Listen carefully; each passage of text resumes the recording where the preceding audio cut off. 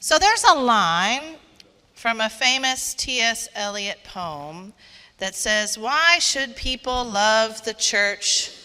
Why should they love her laws? She tells them of life and death and of all that they would forget." Well, it's time for us all to buckle up today, because in our sermon series, you're going to need this. I happen to think that today's thing that we need is one of the most challenging of all: forgiveness. We're going to talk about forgiveness, and forgiveness is one of those pesky qualities of the Christian faith that sometimes we wish just wasn't there. Forgiveness is at the heart of everything in our lives. We need it in our marriages, our friendships, our families. We need it in our church, our office space, our schools, and our day-to-day interactions. Truly, as I was working on this sermon, I was interrupted because I realized my dog Junior had just helped himself some turkey that was left on the counter. Forgiveness is necessary for all of our relationships everywhere. So, why is it so hard? Today's story features a parable that's commonly referred to as the parable of the unforgiving servant. Frankly, I personally think it is one of the hardest, most challenging stories Jesus ever told. But I warned you, didn't I? So buckle up this morning, because today we're in Matthew 18, beginning in verse 21. And this all begins because Peter asked Jesus how often he should forgive. Then Peter came and said to him, "Lord, if my brother or sister sins against me, how often should I forgive? As many as 7 times?" Jesus said to him, "Not 7 times, but I tell you 77 times. For this reason, the kingdom of heaven may be compared to a king who wished to settle accounts with his slaves. And when he began the reckoning, one who owed him 10,000 talents was brought to him. And as he could not pay, the Lord ordered him to be sold, together with his wife and children and all his possessions, and payments to be made. So the slave fell on his knees before him, saying, 'Have patience with me, I will pay you everything.' And out of pity for him, the Lord of that slave released him and forgave him the debt. But that same slave, as he went out, came upon one of his fellow slaves who owed him 100 denarii. And seizing him by the throat, he said, 'Pay what you owe me.' Then his fellow slave fell down and pleaded with him, 'Have patience with me, and I will pay you.' But he refused. And then he went and threw him into prison until he would pay the debt. When his fellow slaves saw what had happened, they were greatly distressed, and they went and reported to their lord all that had taken place. Then his lord summoned him and said to him, 'You wicked slave, I forgave you all that debt because you pleaded with me. Should you not have had mercy on your fellow slave as I had mercy on you?' And in anger, his lord handed him over to be tortured until he would pay his entire debt. So my heavenly Father will also do to every one of you if you do not forgive your brother or sister from your heart." How many times do I need to forgive? Peter offers a number. He didn't say, "Do I give him a second chance? Is it 3 strikes, you're out, Jesus?" No, he offers what he probably considered a very extravagant and generous number to begin with. Is it 7 times?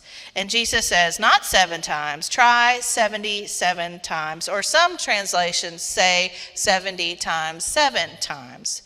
You know, there's an old joke about this very passage, that when Jesus says to Peter that you need to forgive 70 times 7 times, and Peter says, "Great, not only do I have to forgive, but now I have to do math." The number here isn't important. It's meant to be high, it's meant to be absurdly high, it's meant to keep us from our own tendency to legalistic ways of keeping the score. And then Jesus tells a story to explain what he means, and it's an equally absurd and extravagant story that is meant to get our attention. A servant owes the king 10,000 talents.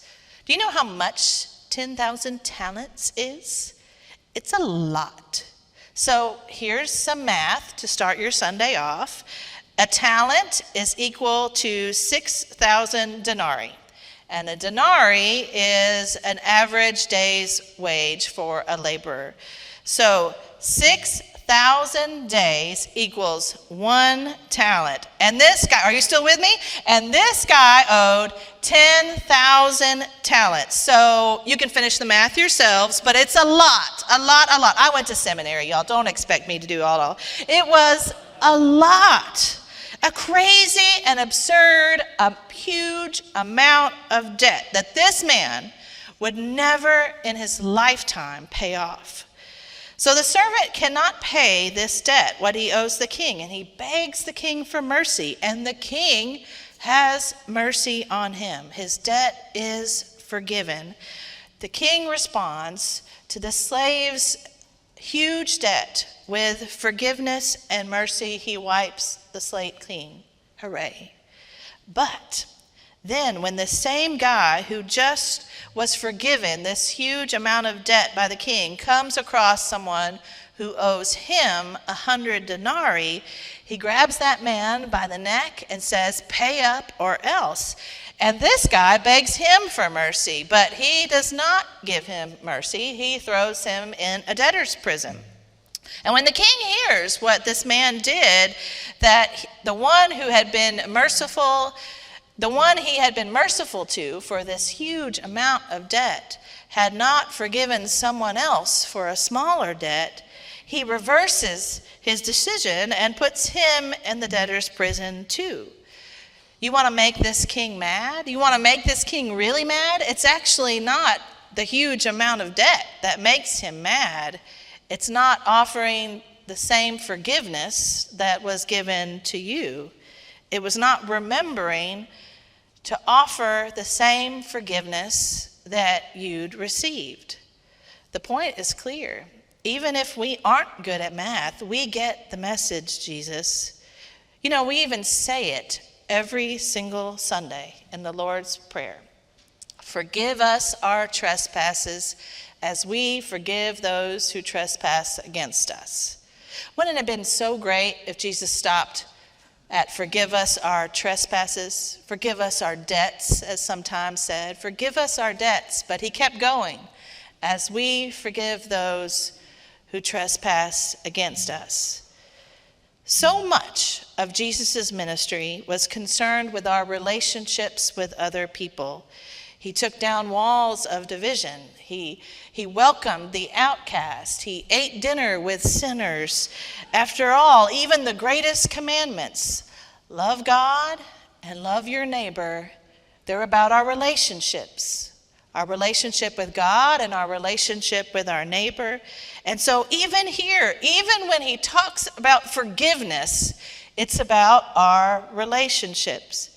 We hear God's concern that we offer the same forgiveness that we have received. We get it. It's just, forgiveness is hard. It's hard.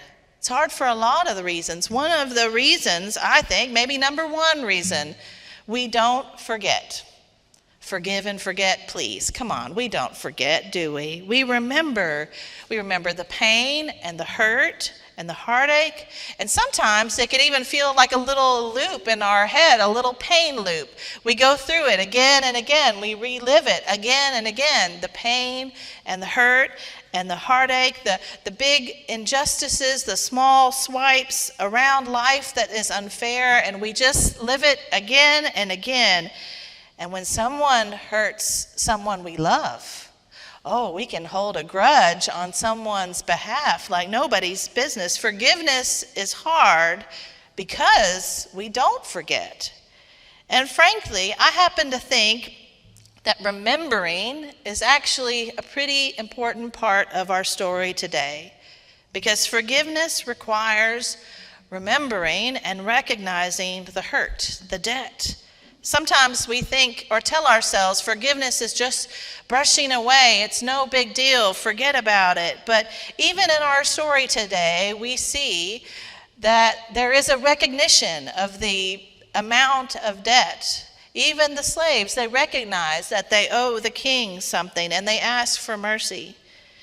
So let me just add a little bit of a disclaimer here today. Because I think inevitably when you're talking about forgiveness, any sermon about forgiveness, there's always going to be something that's left unsaid about this. So if I could just speak for a moment here, humbly, on behalf of all the priests and pastors and ministers and bishops and elders over the course of 2,000 years of Christian history. Sometimes we well-intentioned pastors, I think, have been too quick, maybe, to push people who have experienced enormous pain, unspeakable pain, to forgiveness. If I'm honest, I think we pastors do it because witnessing pain like that makes our own selves uncomfortable. So we are quick to say, forgive, you must forgive. Jesus tells you to forgive. And we've accidentally, in our rush to forgiveness, we have further hurt the very ones in need of mercy and compassion in the first place. And maybe sometimes have even made people feel like their pain is unseen or that it doesn't matter. So let me just say, forgiveness doesn't always mean a restoration of the relationship as it was before. Forgiveness doesn't always happen overnight, and it's not a snap of the fingers, and it's never, ever a brushing away of your pain or your heartache. I think of a time when an interviewer asked the poet Maya Angelou if she was a Christian, and she said, "I'm working on it." So if you're listening to me today and there is something heavy in your life, a situation or person that's really hard to forgive, if you're trying to be, know that God sees that, sees you with eyes of mercy, and pray for God to help set you on that path of forgiveness. You know, Fred Craddock, the great Fred Craddock, Christian church preacher that I loved, he had a story he would tell about illustrating forgiveness. And he used to tell a story about a 6-year-old boy whose mother asked him to stop running through the house because he might stumble and fall and hurt himself and break something. And so, of course, he went running through the house and he stumbled and fell and broke something. He broke a vase. And his father saw it happen and picked him up and dusted him off and said, "Don't worry about it, it was just a vase." His mother, however, knelt down and gathered up the shattered pieces and said softly, "It wasn't just a vase. It was my favorite vase. My mother gave it to me, her mother gave it to her, and I looked forward to giving it to my children one day." And she cried, and the little boy cried. And the mother took him in her arms and hugged him, and he hugged her back. "Who forgave here?" he asked. "The father or the mother?" Even in our story today, it begins with a servant recognizing, acknowledging the massive amount of debt he owes the king. Forgiveness faces the good and the bad and the ugly of what has happened and decides to write a new story going forward. No more vengeance, no more settling the score, no more angry pain loop again and again. You're free, both the one who receives it and the one who offers it. How often does Jesus want us to forgive? Well, it's back to that math. I'm sorry. It's a lot. Jesus wants it to be like a well-worn muscle, a habit that becomes a part of who we are.